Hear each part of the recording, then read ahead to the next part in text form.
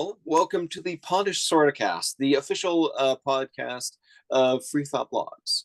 I'm your host, H.J. Hornbeck, and I'll be chatting about, today we're going to be chatting about organizations. There was a time where the atheist skeptic community seemed to be sort of racked by a whole ton of controversies, one after the other. We recently sort of hit like a bit of a lull where nothing really seemed to be happening. And then back to back, two controversies involving American atheists and Black non-believers. We'll spare you the details. If you want them, they're available online. But in the meantime, we thought we would talk about organizations, since this seems to be something which just pops up all the time within the atheist-skeptic community. We set up organizations to advocate for us. They do their advocation, but then things just go sideways and fail badly in various different ways. So to sort of discuss that and see what exactly we can do about it, we've assembled a stellar cast of bloggers available on Free Thought Blogs. We've got PZ Myers. You want me to say something? Yes, I'm PZ Myers, as we say in America, the United States of America, that is. And you can find me at Free Thought Blog/Pharyngula. Nice. Okay, let's see. We've also got, I always struggle with this a little bit. Christian Wagner. I forgot your blog name, so I'll let you introduce it. I usually, in English, I just use wages. It's much easier for you native English speakers. But I have the blog ProTime. It's not the most active blog, but it does occasionally happen that I blog something. I think actually I even blogged in this month. And it's on Free Thought Blog/Chris Wager. So Chris with a K, not a CH. Nice. Oh, okay, and I'm blogging out of Copenhagen, Denmark. So if people are wondering about my accent. Gotcha. All right. Well, since Brinkman is muted, I'll get Sarah to introduce herself next. I'm here. Willie Brinkman, Bowling Brick Babbler, Free Thought/Babbler. I do the silly stories.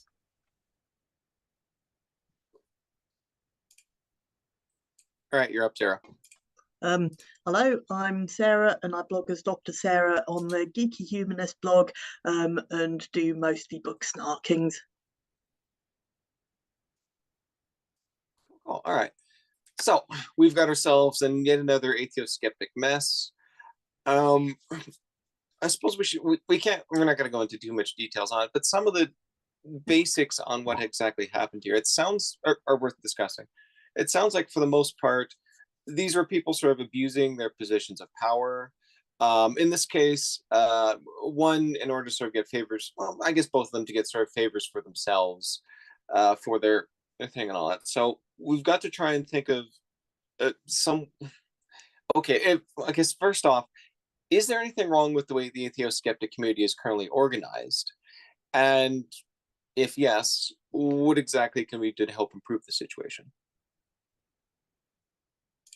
I would say in some cases you have like a charismatic leader. I mean, that's CFI, Richard Dawkins Foundation. And then you've got the people who are favorable to that leader. And then, so it's like an uneven power balance. And then we see abuse of that power. And so maybe, I'm not really sure what the solution would be, but I think there should be a way for people to be more accountable and for group organizations to be more democratically organized and have leadership accountable, not just deified like the JREF used to be. I mean, other people here probably know a lot more than me about what goes on in atheist organizations. I don't think I've ever joined a formal atheist organization, so stop me if I'm off base. But thinking in general terms about what might be going wrong, I think if you've got a situation where the people taking leadership roles are volunteers who are getting there largely because of either charisma or being the ones who step up when no one else wants a job, I think, as William Brinkman says, you've got a lack of accountability, you've got a lack of checks on things. I mean, are these people getting, I actually have no idea what you'd call it in the US or Canada, but we call them DRB checks, where you're run your name is run past police services to check that you don't actually have a criminal history or ongoing investigations? Do you have references talking about your ability, confirming your ability to do the job? Do you have any sort of structure of moving up the ranks and showing that you can do the job and that you can do it with integrity? Or do you have people stepping up to say, oh, okay, I'll do this, or just getting there because they're the ones everyone admires for their scientific skills or public speaking skills?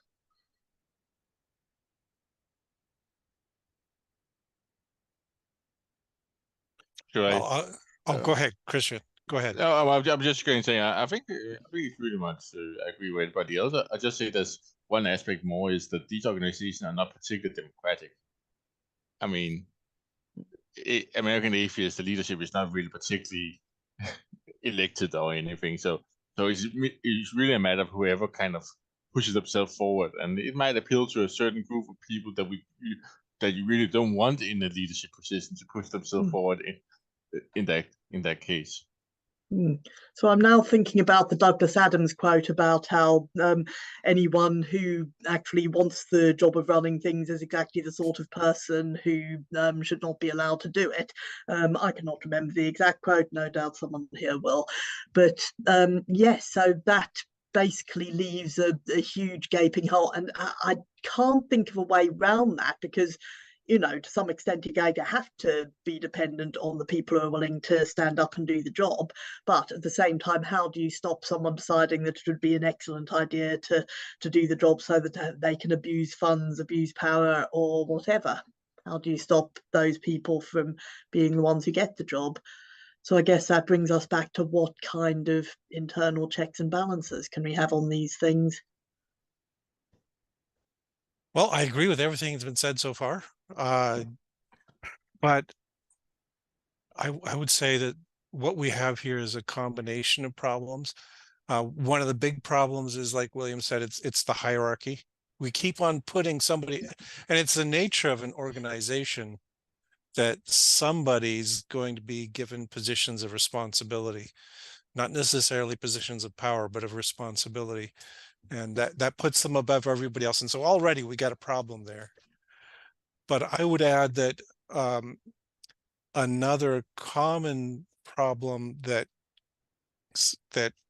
combines with that, and I'm going to use a buzzword, it's patriarchy. Patriarchy all over the place. That we've got so many men who are loud and charismatic, as was earlier mentioned. So we get these charismatic people who shout their way to the top because, I hate to say it, but that's what we men often do. And that's exactly the worst kind of qualifications to have the job of leadership.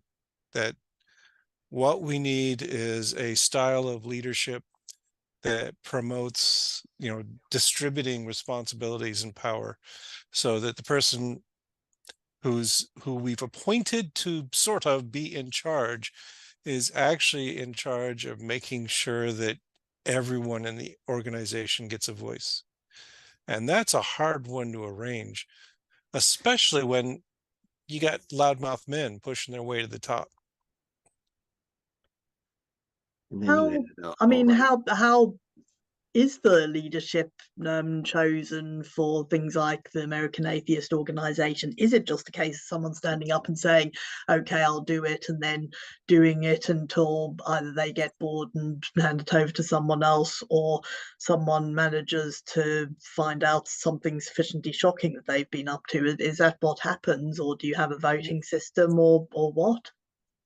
So again, I have not been in any kind of board position. I have never even tried to get on the board of any of these organizations. So I'm an outsider looking in.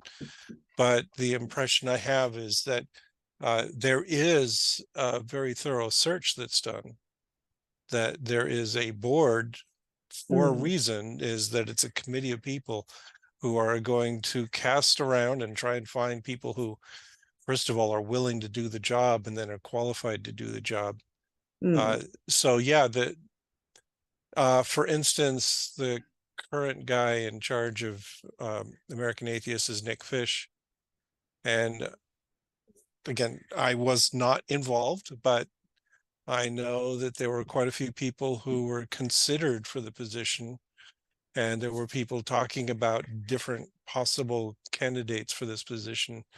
And then I think it was the board that just sat down and elected Nick Fish. Hmm. There So they're kind is. of the. Oh, go ahead. Oh, sorry, I was just going to make some historical reference about them being the modern day Wittengamot, and probably that means nothing very much to anyone else, so I'll shut up. Yeah, you've lost me already. Yeah. This was in Anglo-Saxon times. The way that the next ruler of England would be chosen was they would be chosen from the available male members of the royal family, but they would be chosen by a council called the Wittengamot. So you did have a kind of hereditary royal family type rule, but it wasn't done basically on just who happened to be the next person in line. There was an effort made to choose the best person from from the small pool of available candidates. Now, how well this worked out in practice, I have no idea, but it always struck me as probably a better system than, okay, you're the eldest son, so you get the job. Yeah, until somebody raises an army and decides to force the decision. Yeah, and which actually was what happened all the time. Yeah, you're right. Yes, and in this case, Nick Fish was appointed to this position in the aftermath of the David Silverman scandals. So I'm pretty sure that the board would have been looking at possible candidates, and a major criterion would have been that they were serious, well-qualified, non-assholes. We'd just been through one of those running the organization, and Nick Fish fit the bill. So I think he was a good choice. There's certainly no scandals that I've heard about Fish. So no, I think maybe it is a little bit unfair that we right now talking only about we're talking about American atheists who actually seem to be learning from the problems. Yes. But it is of course always the case that when you have an example where you kind of start there, and anyway, we have seen it in all the big organizations and CFI. We have seen it, just about everything. The Skeptic magazine. Let's not go too much into that. but I think also part of the problem is, of course, I think it was after this whole aftermath with the anti-Troyers, Noah from the Protestant the Thunderphone crowd, who was saying on the Scathing Atheist that one of the reasons why we actually go for diversity is we actually kind of try to resolve these problems ahead of time. And I think that's actually one important part of this.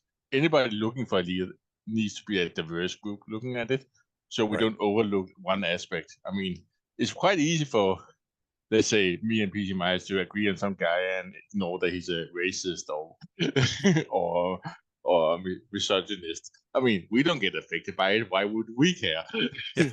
Except that we're decent people. But that's the kind of problem. So diversity is also key, and I think there has been a problem with diversity, and there continues to be a problem with diversity in these organizations because it's mostly, well, white males, probably not too young, that's involved. Yeah, but that's the antidote to the patriarchy problem that I mentioned is stop, automatically promoting loud white guys to the top of the organization. Exactly. And actively try and bring in diverse groups of people to represent different constituencies within atheism, because of course atheism is not, as we've learned over the last decade, atheism is not one thing. It's a whole mess of things, Mhm. and we somehow have to bring them together. And you can't do that just by picking one guy. Right. Yeah. I-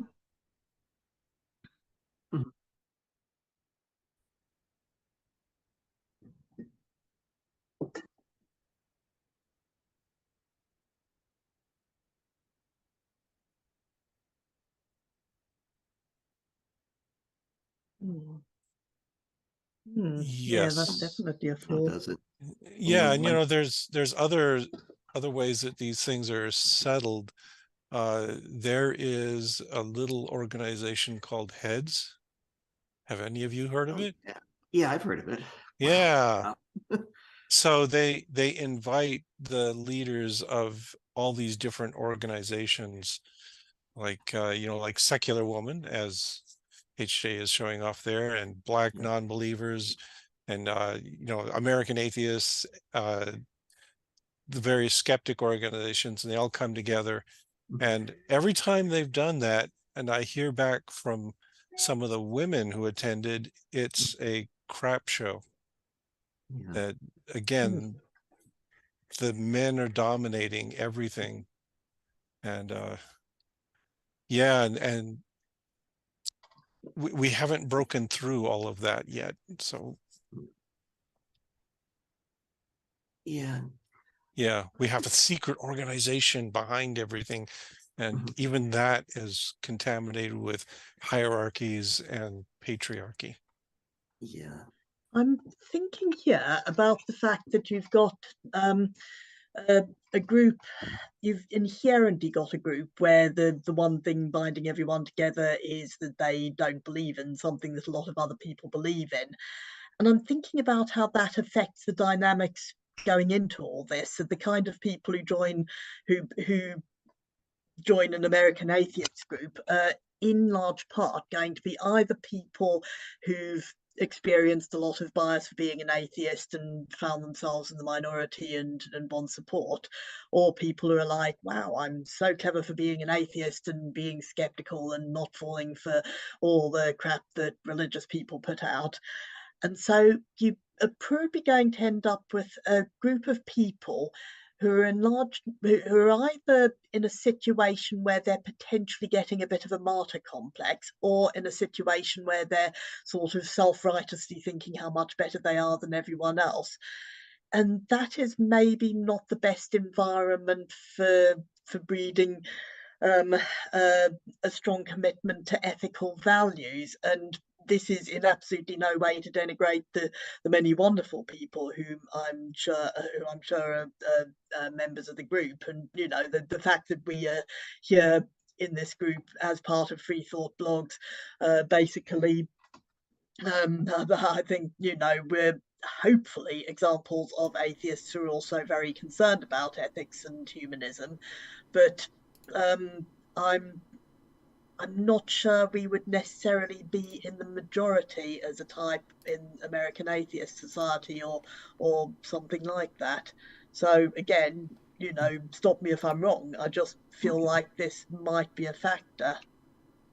I think so. I mean, I know when I was involved in the skeptical organizations, you just have this mentality where it's like you think the the people are being fooled, but you're not being fooled. So it encourages contrarian thinking, regardless of how accurate that contrary thinking might be. And then, and I've heard some conversations in in like Chicago area skeptic groups that were uh, maybe made my skin crawl, but they're also at the same time they're also good people in these organizations. And but yeah, I think sometimes it's the people who shout their way to the top.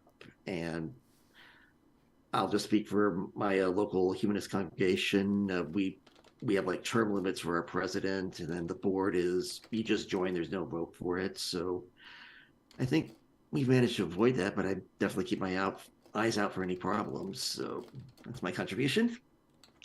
I think one of the things that's kind of a side effect of this is because people often believe they're better, smarter than everybody else. They also believe that they're also more moral or don't have the same kind of problems that you see everywhere else. So they don't put the mechanism in place to actually detect it. I mean, these cases we hear about all the time are never just a sudden case. There's always been rumors before. There's always been stories going around before, but there's no way to actually bring it to the attention of the leadership. And if there is, this leadership will always deny it because there's never some kind of firm belief. I mean, there's no police reports or anything like that. There's only somebody telling about it, and they only hear it from one person instead. But we all have found out every time there's one person stepping forward, there's always quite a few others stepping forward after or backing them up. So we kind of need some kind of mechanism for reporting these things that goes around the kind of hierarchical kind of leadership structure and actually can evaluate these cases by. And I think our organization, I mean, I also seen it in left-leaning political parties that have the same problem. We're too good people for this stuff to happen, and then there's some horrific rape case or whatever, and then everybody's shocked. But I mean, if you don't put any kind of system in place to actually handle this, then you're just waiting. It's a ticking bomb, basically.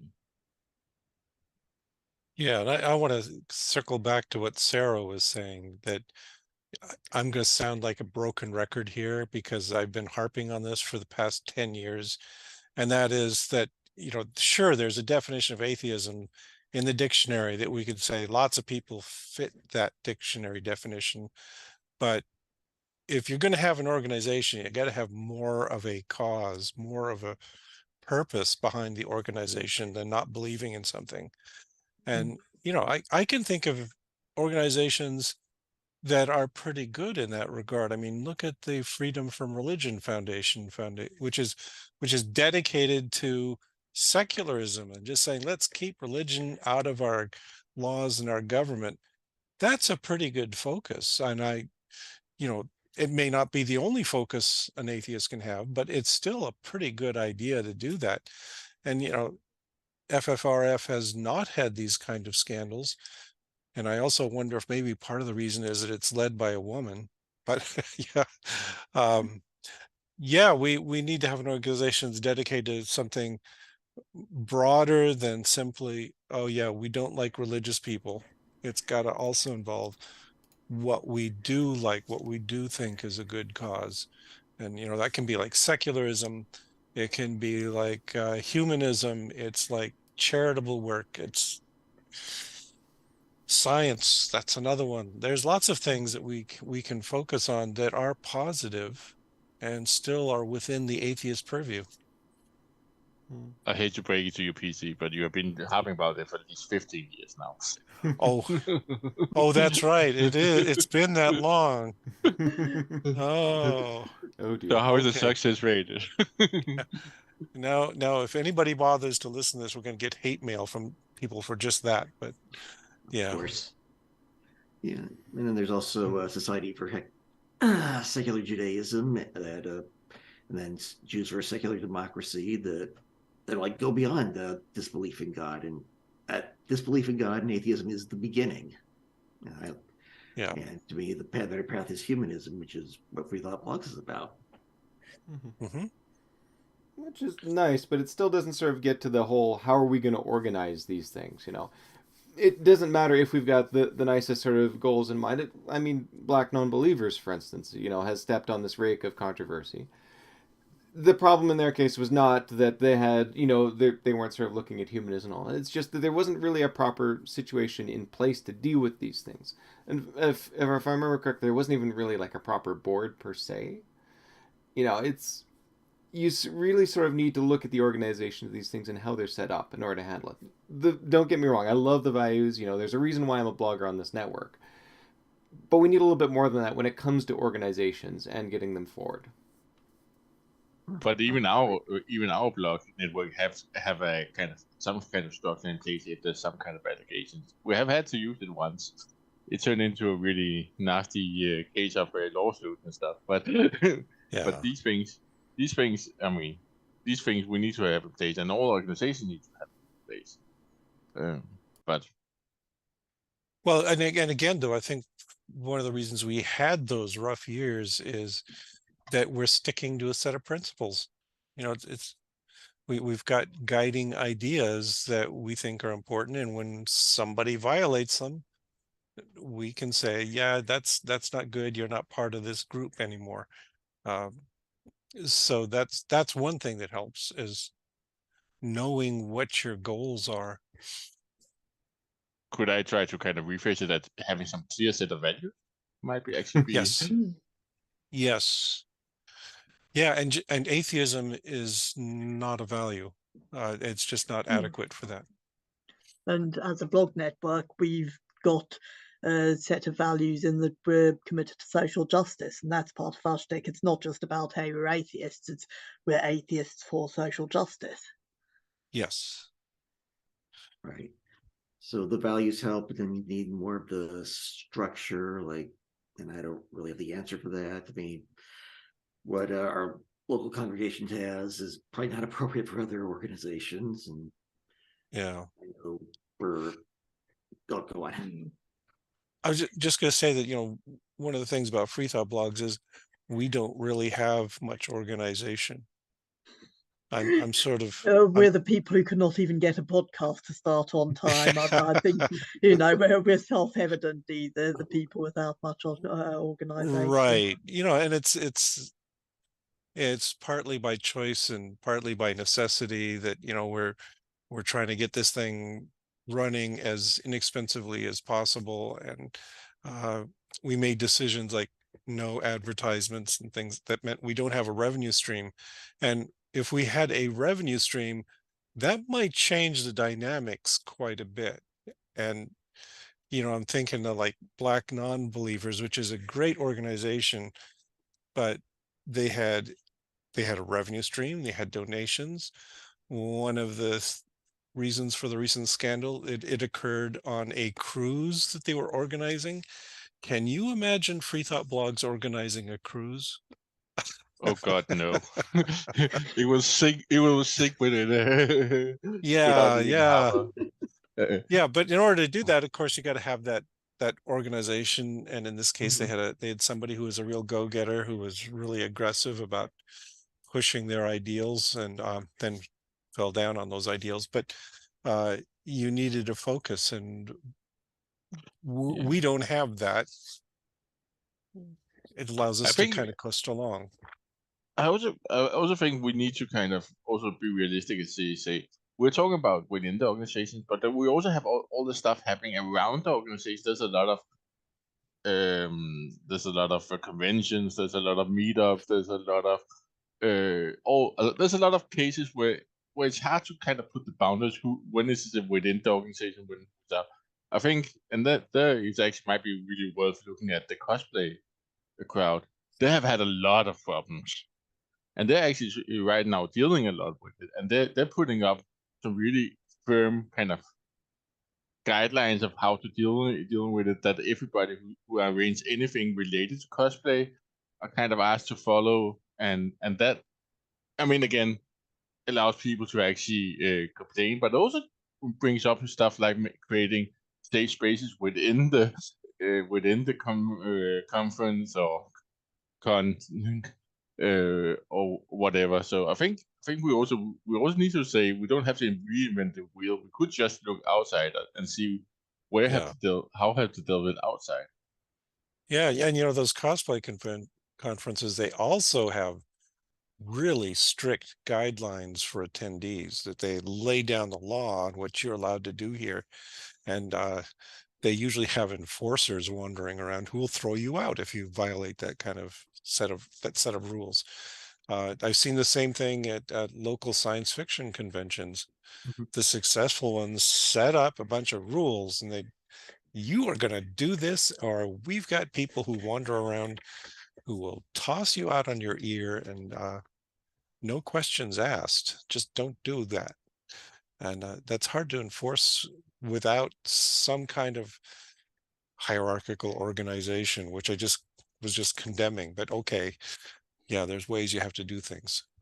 But again, to talk about, we have to have clear values. We have to have a clear code of conduct. I mean, if people don't know, we all know those. I mean, in the old days, called wiki lawyers on the internet that always kind of try to say, but if the literal sense of the word means this. No, we don't want to deal with that. We just have somebody throw them out, please. Yeah, very true. Yeah. The codes of conduct rules have also been used in live action role playing games because emotions get very high, and then you've got these are held. Some of them are held in public places, and you have to have rules for dealing with the public. So if you're playing a live action vampire game, you don't want to go up to have someone go up to some stranger and say, "I need your blood." It's like, no, that gets you thrown out, or at least disciplined. So it's not necessarily organizations themselves that have to have this. It's that anytime you have any kind of social interactions where you're trying to get people to do things in a safe and helpful way, you've got to have rules that you impose. And this would be sort of rules both to who has the power, who can wield the power, and how that power can be wielded. Which I hope, yeah. It's just sort of taking what is sort of like a messy informal process, which people could take advantage of, and formalizing it and translating it to something which can only be sort of, reflective of what our goals are. So we got the good goals in place, we got the good policies in place. The end result is going to be good, straight up. Well, I wouldn't quite go there.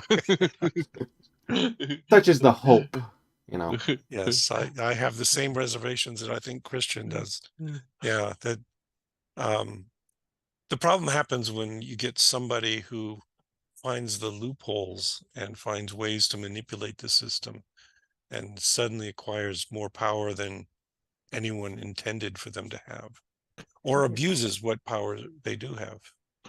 And that's where the structures of kind of communicating problems need to be in place. Yep.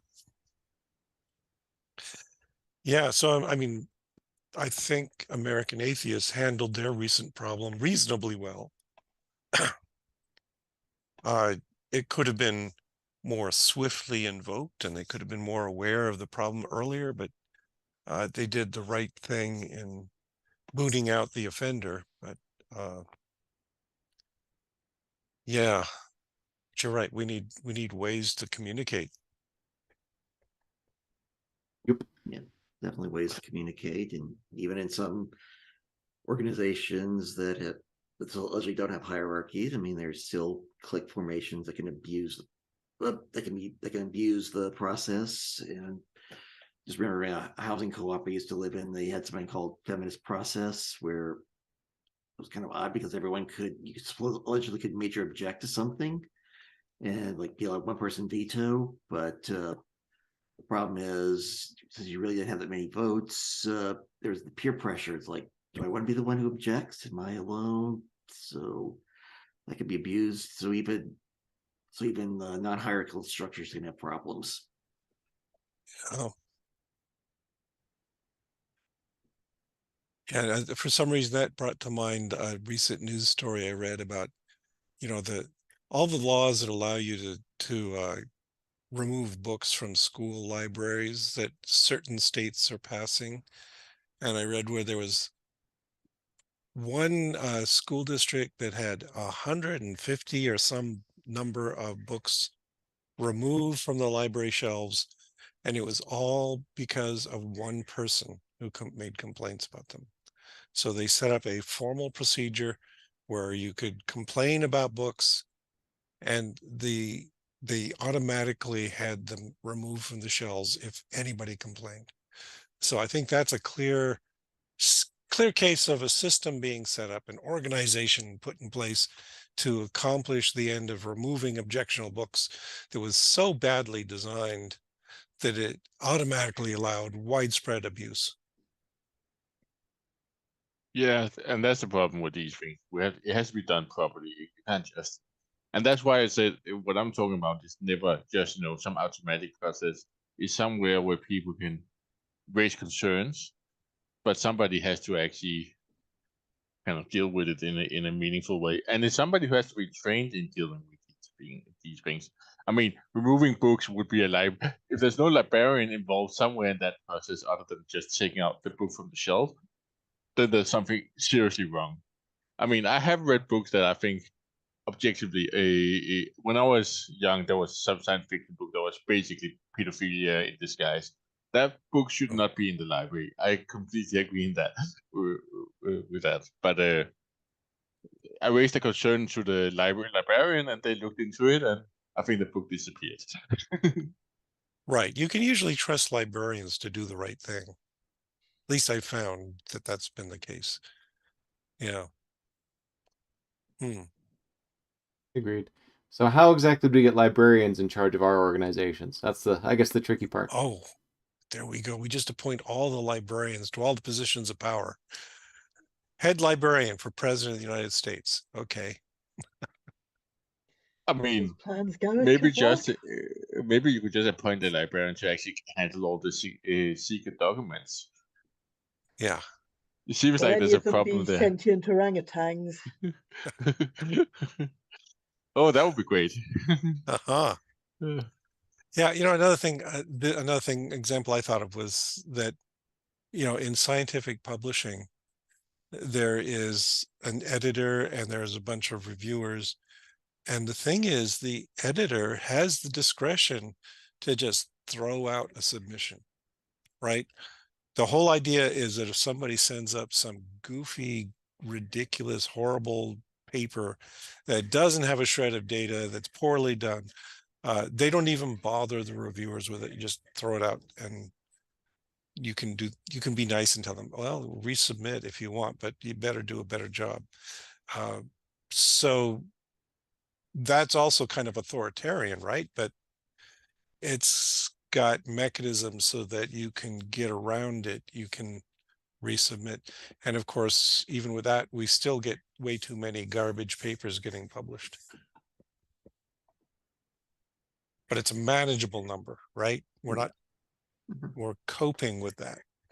Well, I don't think anyone's actually done the study to say how many garbage papers are being published. So yeah, well, again, yes. maybe we need some objective definition of garbage, because I'm fairly sure that the Republicans have done some kind of paper counts.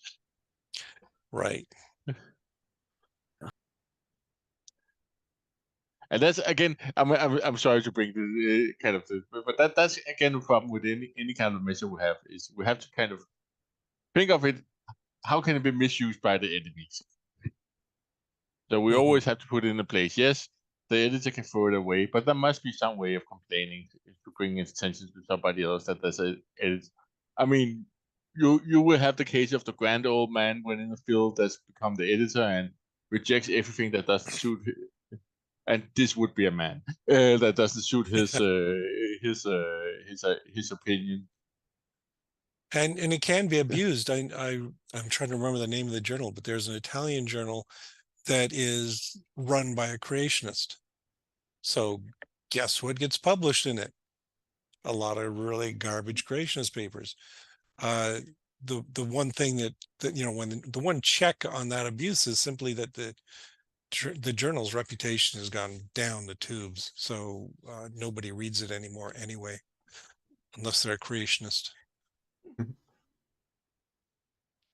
I suppose to some extent that it does suggest that these things are sort of self-limiting. Any organization that doesn't take, the potential things which could, cause all sorts of havoc, people, being bigots or, stealing from the coffers or anything like that, is eventually going to be sidelined at some point as the truth gets out. The real key is either A, the organization puts something in place to sort of handle that first off, or B, we find out about it as soon as possible to limit the damage they could do. You're very optimistic. Yeah. I mean, I look at the states of Florida and Texas and see we could go in that direction, and that's scary. Mm-hmm.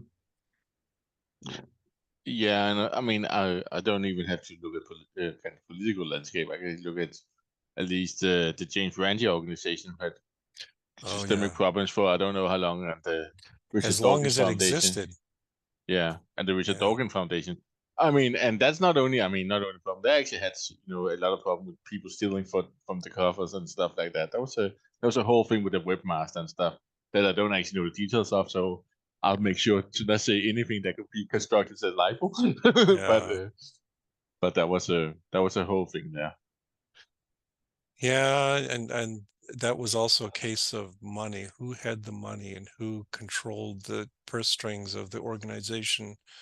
And so, for instance, I won't name names because I don't want to get in trouble either, but there was a string of mistresses of a wealthy individual atheist who were appointed to head these particular atheist organizations. That's no way to do this. Yeah. Yeah, or you're friends with one of the higher ups, and then you find yourself president, and then the organization goes in crazy directions. And I think people know who I'm talking about. Mm-hmm. I guess the solution then would Actually, be to have.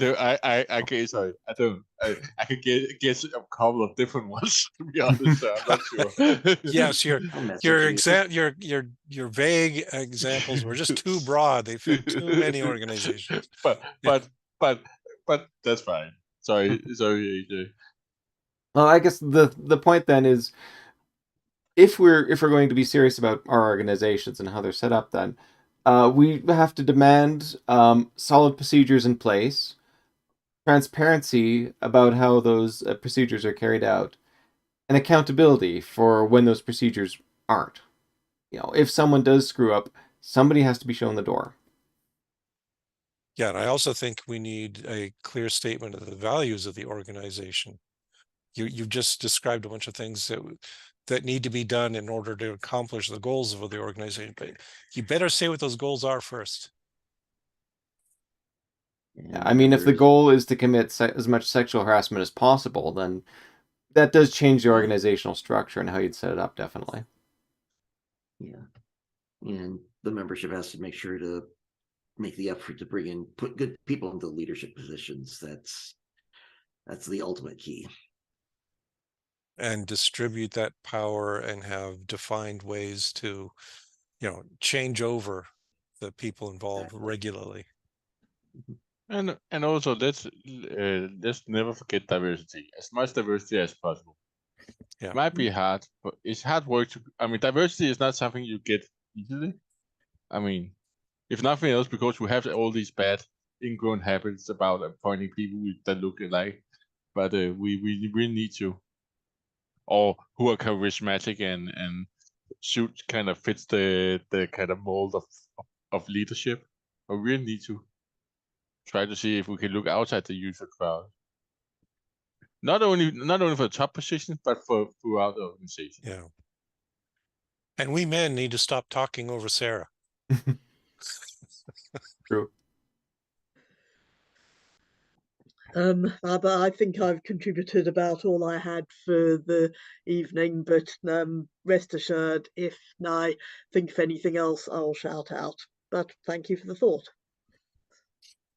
It is also a good point that the people, the organizations representing us, we have to be fairly strict about enforcing that all these things are in place. It's not good to say turn our back, just turn a blind eye to a specific organization because they're not actually following through it. Unfortunately, it does kind of put things on the sort of atheist skeptic movement in particular to actually go through and make sure that these organizations are following up. Because if they don't, there's no sort of check in place for that sort of thing. And there's the old thing, you have to be the change you want to see, right? So if you see a problem in the organization, try to step forward and help changing the organization. I mean, it sucks to always be kind of having to clean up, but you try to. But also, again, diversity. If you're a white male guy, try to look around and see if there's somebody else you could support rather than stepping forward yourself and taking care. Exactly.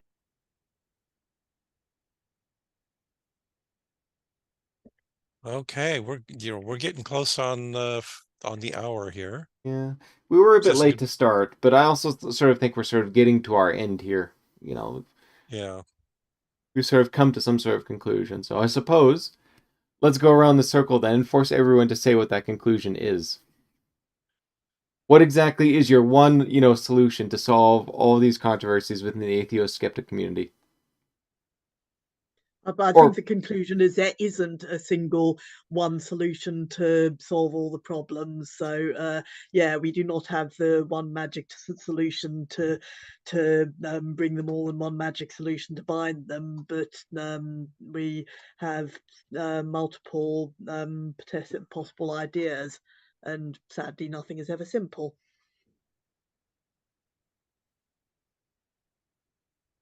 Okay, solution, just get good people into leadership positions if you can. Have mechanisms for accountability and power distribution, and members, don't be afraid to vote with your feet if the organization goes to heck. and then I would say do what you can to break down the hierarchy, keep it as flat as possible, don't promote inequities in power in the organization, and then also have more diversity so that it's not all one voice speaking out. And I think we just need to have clear values. I think we also agree that clear values is time. I mean, and just remember, remember there's the case in Australia where the Australian Air Force guy said like the value you walk past is the one you accept. So I mean, don't be afraid to speak out if you see something that doesn't isn't the right thing. Make sure that you actually make sure. I mean, if everybody thinks that they're the only one who have a problem with something, it's sometimes have to change. But it turns out often that there's quite a few people who actually have problems with these things. So maybe try to band together and actually try to change it. But as I said, clear values. I think that's a great point, and I think it also highlights the importance of having mechanisms for people to speak out, and a willingness, commitment to listening to the people who do speak out. I suppose also read the fine print. I mean, we have been trained for years to sort of ignore clickbait, the sort of click through things, here's the terms of service and blah, blah, blah, blah, blah. Especially when it comes to organizations, take some time to, for whatever organization you've chosen to sort of benefit your time to, go through their policies, see what they support, go through their ways to handle complaints and everything involved. Actually make sure that this is sort of living up to what you would think. It's annoying, but at least you only have to do it once in a blue moon, essentially. Once an organization is quite well established and all that, you can kind of slack off a little bit. But if we don't actually go through and do those sorts of things, we're just going to keep falling on rakes over and over and over again. All right, well, I think that about wraps up now that we've sort of solved all problems with atheist-skeptic organizations and probably it's about time. No kidding. Why haven't anybody done this before? Yeah, why aren't we on these boards? What the heck? Oh God, no. What a board. All right, Yeah. well, with that, I shall draw this to a bit of an early close, but hopefully it's been nice and illuminating for everybody in the audience. And with that, we'll be seeing you in our next recording.